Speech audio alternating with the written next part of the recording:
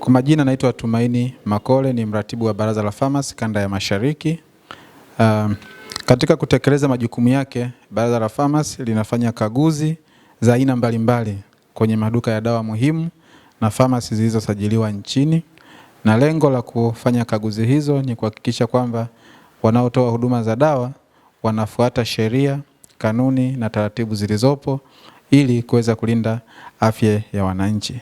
Wananchi pale wanapoenda kupata huduma za dawa, basi wanazipata sehemu ambazo zinatambulika na serikali, kwa maana maduka ya dawa muhimu na famasi zenye usajili, sababu matumizi holela ya dawa yana madhara mengi kijamii, kiuchumi na kiafya pia. Kwa hiyo wananchi wasipopata huduma za dawa kwenye maduka ambayo yanatambulika na serikali, kuna uwezekano mkubwa wakapata huduma zisizo sahihi na hivyo kuweka kwenye hatari afya zao, lakini kuweza kupata madhara mengine ambayo yanaweza kutokana kiuchumi na kijamii.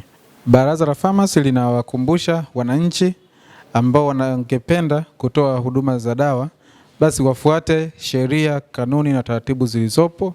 Na uzuri, miongozo yote hii ya uanzishwaji na uendeshwaji wa huduma za dawa imewekwa kwenye tovuti ya Baraza la Famasi, lakini pia anaweza piga namba yetu ya bure ambayo ni 0800 110015.